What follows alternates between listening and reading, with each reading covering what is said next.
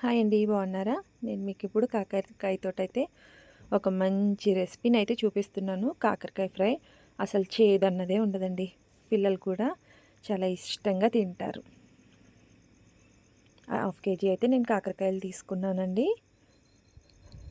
ఫ్రైకి కావాల్సిన ఉప్పు, కారం, కొద్దిగా బెల్లం, ఇంకా పుట్నాల పప్పు ఉంటుంది కదా, పుట్నాల పప్పును వచ్చేసి మిక్సీ చేసి పౌడర్ చేసుకుని పక్కకు ఉంచుకోండి. ఓకేనా? నెక్స్ట్ లాస్ట్లోని కాకరకాయకి తాలింపు కోసం శనగపప్పు, ఆవాలు, జీలకర్ర, ఎండుమిర్చి, కరివేపాకు, వెల్లుల్లి.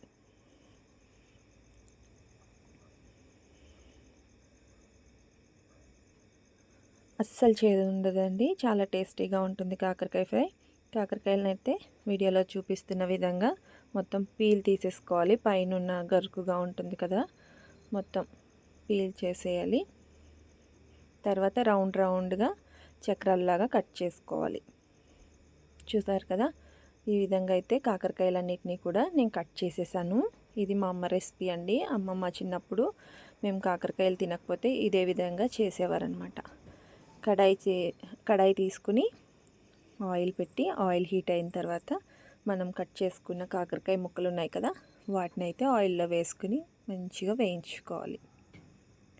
కాకరకాయలు, ముదిరిన కాకరకాయలు అయితే కొంచెం గింజలు గట్టిగా ఉంటాయి కదా, సీడ్స్ అయితే తీసేసేయండి. లేతగా ఉన్నవైతే మధ్యలో తీయాల్సిన అవసరం లేదండి, వేగిపోయి బాగుంటుంది. ఆయిల్ అయితే మంచిగా డీప్ ఫ్రై చేసుకోవాలండి వీటిని. అస్సలు చేదు ఉండదండి, చాలా బాగుంటుంది. పిల్లలు కూడా ఎంతో ఇష్టంగా తింటారు ఈ కాకరకాయ ఫ్రైని. ఒకసారి మీరు ఈ విధంగా ట్రై చేసి చూడండి. ప్రతి వారం తప్పకుండా చేస్తారు ఇంట్లో మీరు కూడా ఇదే రెసిపీని.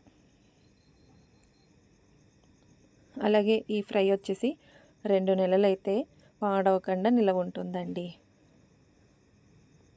చూడండి, కాకరకాయ ముక్కలు కలర్ చేంజ్ అవుతున్నాయి. తక్కువ ఆయిల్ వేసుకుని వేయించుకోండి, ఎందుకంటే కాకరకాయ వేగిన తర్వాత ఈ ఆయిల్ అయితే మనకి మళ్ళీ ఏ కర్రీస్లోని వేసుకోవడానికి యూజ్ అవ్వదు కదా. ఇట్లా గోల్డ్ కలర్ వచ్చిన తర్వాత అయితే వేరొక బౌల్లోకి తీసేసుకోండి.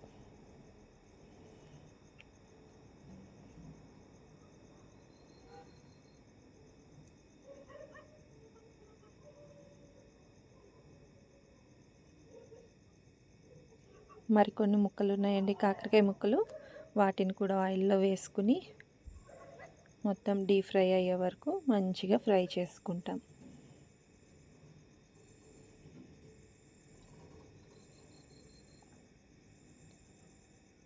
ఆరోగ్యానికి కూడా కాకరకాయ చాలా మంచిది కదా. ఒకసారి నేను వీడియోలో చూపిస్తున్న విధంగా ఒకసారి మీరు కూడా ట్రై చేసి చూడండి, చాలా బాగుంటాయి. ఈ విధంగా కాకరకాయలు వేయించుకున్నాం కదండి, ఈ చక్రాల్లో ఉప్పు, కారం చల్లుకుని కూడా స్నాక్స్లా కూడా తినేయచ్చు అనమాట, ఎందుకంటే ఇందులో ఎక్కువగా చేదు ఉండదు.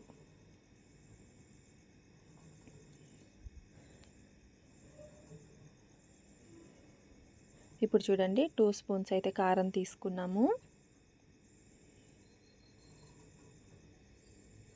అండ్ 1.5 స్పూన్ అయితే ఉప్పు, ఇంకా పుట్నాల పౌడర్ చేసి పక్కన ఉంచాలని చెప్పాను కదా, మిక్సీ చేసి పెట్టుకున్నానండి. 2 స్పూన్లు అయితే పుట్నాల పప్పు, ఇంకా 1 స్పూన్ అయితే బెల్లం అండి.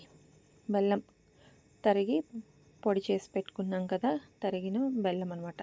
వీటిని అయితే మంచిగా మిక్స్ చేసుకోవాలి. కొద్దిగా పసుపు వేసాను, అలాగే 1 స్పూన్ అయితే ధనియాల పొడి. కాకరకాయ ఫ్రైకి టేస్ట్ మొత్తం అంతా కూడా ఇప్పుడు అమ్మ కలుపుతున్నారు కదా, ఈ మసాలా, ఈ కారం వల్లనే చాలా రుచి వస్తుందండి. పుట్నాల పౌడర్ వేస్తాం కదా, రైస్లో కలుపుకుంటుంటే టేస్ట్ చాలా బాగుంటుంది. బెల్లం వద్దు అనుకుంటే కనుక స్కిప్ చేసేసేయండి, బెల్లం లేకపోయినా కూడా బాగానే ఉంటుంది. ఈ బెల్లం వేయడం వల్ల ఏంటంటే కొద్దిగా స్వీట్ వచ్చి పిల్లలు ఇష్టంగా తింటారు.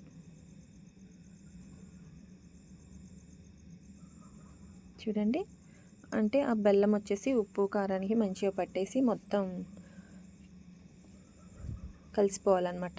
ఇప్పుడు కాకరకాయ ముక్కలు ఉన్నాయి కదా, మనం వేయించి పక్కన పెట్టుకున్నవి, వాటిలో ఈ పౌడర్ని అయితే వేసి ఇప్పుడు అదే పౌడర్ కాకరకాయ ముక్కలకి బాగా పట్టేలాగా మంచిగా మిక్స్ చేసుకోవాలి. తాలింపు లేకుండా కూడా దీన్ని ఇదే రకంగా మనం రైస్లో కలుపుకొని తినొచ్చు. చాలా బాగుంటుంది. గాజు సీసాలో వేసుకుని పెట్టుకున్నారంటే 2 నెలలు ఖచ్చితంగా పాడవకుండా అలానే ఉంటుంది నిల్వ. చూడండి చక్రాలన్నిటికీ కూడా ఎంత మంచిగా ఉప్పు కారం ఆ మసాలా ఎంత మంచిగా పట్టిందో. టేస్ట్ కూడా చాలా బాగుంటుందండి ఇది.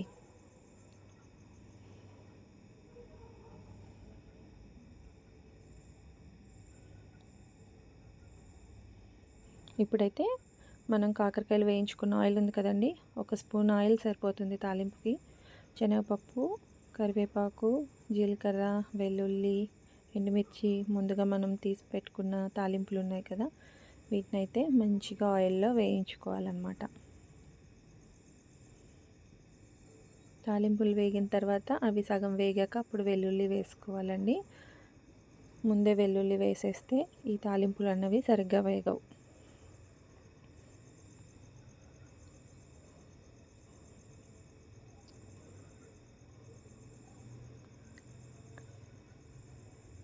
ఈ తాలింపులు వేసేసరికి కాకరకాయ ఫ్రై టేస్ట్ రెట్టింపు అవుతుంది.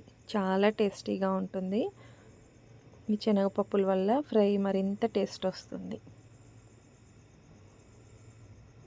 తాలింపు వేగిపోయింది కదండి. ఇప్పుడు కాకరకాయ ముక్కలు ఉన్నాయి కదా మనవి, తాలింపులో వేసేసి మంచిగా మిక్స్ చేసుకోవాలి. అంతే, ఎంతో టేస్టీగా ఉండే కాకరకాయ ఫ్రై రెడీ. చేదు లేకుండా చాలా టేస్టీగా ఉంటుంది. తప్పకుండా ఈ రెసిపీని మీరు మిస్ చేయకుండా ఒకసారి ట్రై చేసి అయితే చూడండి. వీడియోని చూస్తున్నారు కదా, లైక్ ఇవ్వడం మర్చిపోకండి. ఛానల్ని కూడా సబ్స్క్రైబ్ చేసుకోండి.